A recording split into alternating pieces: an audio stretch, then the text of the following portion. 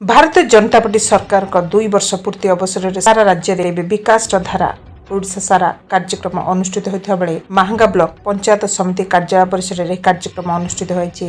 मंडल उन्नयन अधिकारी तिलोत्तमा पृष्टि अध्यक्षतार आयोजित हो कार्यक्रम में मुख्य अतिथि भाव महांगा विधायक शारदा प्रसाद प्रधान जोगदे मोहन सरकार 2 वर्ष शासन समय ओडिशा रे बहुविध विकासमूलक कार्य साधन कर बेले महांगा ब्लॉक में बहु उन्नतिमूलक कार्य साधित होता कथा उल्लेख करते।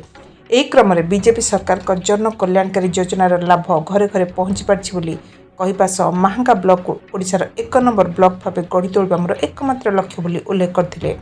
ଏକ ଉନ୍ନତ ମାହାଙ୍ଗା ଗଠନରେ ସମସ୍ତଙ୍କର ସହଯୋଗିତା ଏବଂ ସହଭାଗିତାର ଆବଶ୍ୟକତା ରହିଛି। ଏହି ଅବସରରେ ମାହାଙ୍ଗା ବ୍ଲକର 47,000 ପରିବାରର 1,50,000 ଲୋକଙ୍କୁ ଖାଦ୍ୟ ସୁରକ୍ଷା ବ୍ୟବସ୍ଥାରେ ଆହୁରି ଅଧିକ ମାସିକ 5 କେଜି ଚାଉଳ ପ୍ରଦାନ କରାଯିବାର ବ୍ୟବସ୍ଥା କରାଯାଇଥିବାର प्रकाश करी एथिनिमते आवश्यक पड़ी कार्ड बंटन करी कार्यक्रम शुभारंभ करथिले।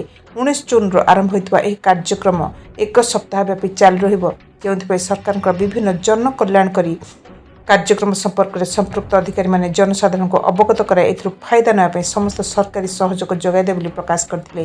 ए कार्यक्रम में सम्मानित अतिथि भाव महांगा गोष्ठी स्वास्थ्य केन्द्र अधिकारी डाक्टर तनुस्मिता बिंधाणी, सीडीपीओ गुरुवारी सिंह, केन्द्रापड़ा सांसद प्रतिनिधि निर्मल राउत, महांगा जोगाण अधिकारी स्वर्णलता जेना प्रमुख जोगदे ओडिशा सरकार जन कल्याणकारी योजना पर आलोकपात करथिले। एपीओ रामानुज महाराणा मंच परिचालना करथिबा बेले विभिन्न प्रकार स्टॉल करा जायथिबा देखिବାକୁ मिलता। ଏହି କାର୍ଯ୍ୟକ୍ରମରେ ବ୍ଲକର ବହୁ କର୍ମଚାରୀ ଉପସ୍ଥିତ ରହି କାର୍ଯ୍ୟକ୍ରମ ପରିଚାଳନା ସହଯୋଗ କରିଥିଲେ। ଅନ୍ୟମାନଙ୍କ ମଧ୍ୟରେ ପୂର୍ବତନ ସରପଞ୍ଚ ଜିତେନ୍ଦ୍ର ଶତପଥୀ, କନକଲତା ବେହେରା, ଭକ୍ତଚରଣ ସ୍ୱାଇଁ, ମନୋରଞ୍ଜନ ନାୟକ, ମାହାଙ୍ଗା ଆତ୍ମାର ସଭାପତି କିଶୋର ରାଉତ, ଅମରେନ୍ଦ୍ର ସିଂ, ମନୋରଞ୍ଜନ ବିଶ୍ୱାଳ, ଅଭିନୟ ଜେନା, ଧ୍ରୁବଚରଣ ସାମଲ, शारदा प्रसाद जेना, अशोक विश्वाल प्रमुख उपस्थित रही। महांगारू अमरेन्द्र सिंह, ओडिशा मोबाइल टीवी।